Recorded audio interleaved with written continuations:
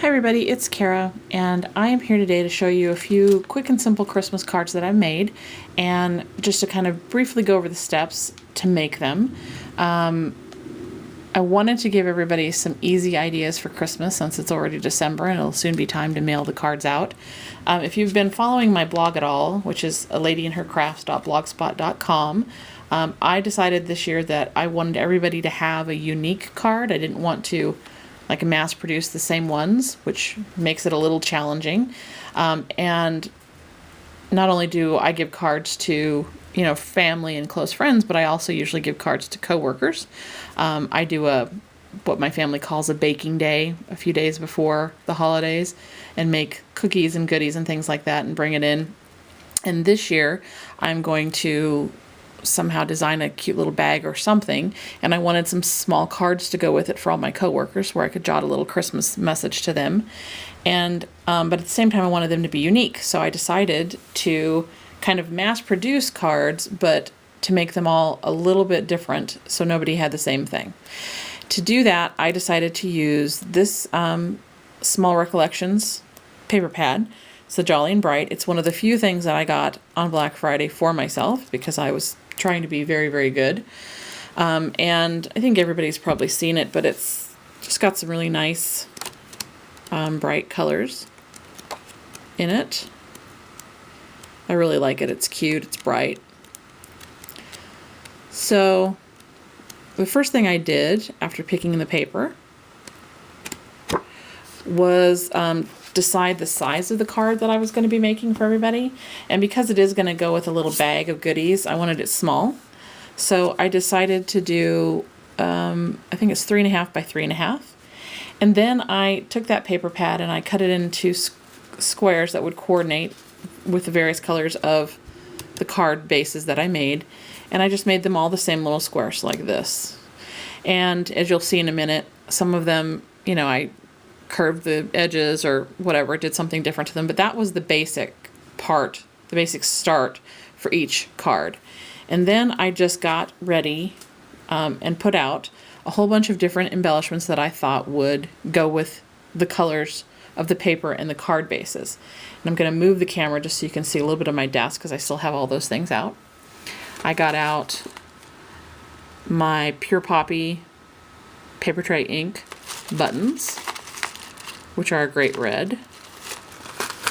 And I had a whole bunch of, I don't know about you guys, but I keep a little junk drawer, which I'll show you in another video, of different little things that I was going to use on a project that didn't work out. So I got out, I went into that junk drawer and got out some things that I thought I might use. And then I also made just a few extra tags, things like that, little labels, since the cards are pretty small, to have those ready. I pulled out ribbon from my ribbon jars that I thought would coordinate with some of the colors. Got adhesives ready. And then a few colors of ink, which in this case were a couple of VersaFine inks and 3 of the Jenny Bolins. I pulled Seed Packet,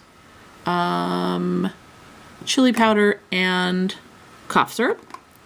I got some various twines ready to go. A little bit more ribbon over here that's on the spool. One of my very favorite corner punches, it's a tonic. It does 2 of them. Love that. My quarter rounder, which is a Fiskars. And then one of my EK Success. My red flowers, some of my red flowers that I was going to use. And then I pulled 4 different stamp sets. They're all paper tray ink. I pulled a couple of the Taggets stamp sets, which is this one. That is Taggets number 9. And I pulled Taggets number 8, which I don't have the label for yet, but that's what's in there. And then I also pulled the vintage ornaments and holiday photo finishers, mostly just because they either had a design or a sentiment in there that I thought would fit. Because, like I said, these cards are pretty small, so I was looking for smaller ones. So then I just took each card base and each little square of paper and started making them. and I'll show you the ones that I ended up with. And you'll see that they're all somewhat the same format. There's this one.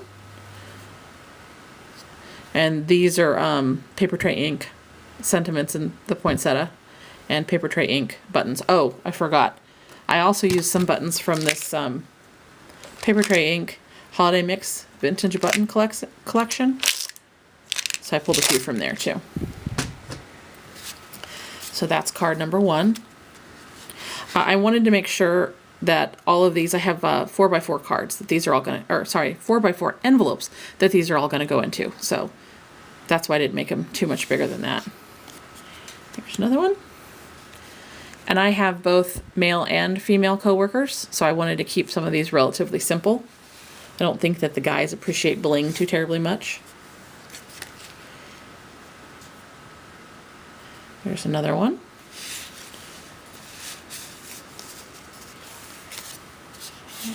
And this one.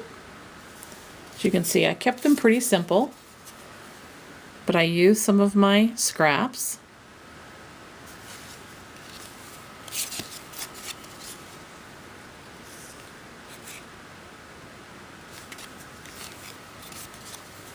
And everybody's going to have their own unique card. So there they all are. I may post pictures of these on my blogs, but my suggestion is just pick a size you like, a paper pad that coordinates, and just get out supplies that all kind of coordinate with your colors and go from there. This didn't take me very long once I got started. It was just an issue of getting everything out and getting it prepared.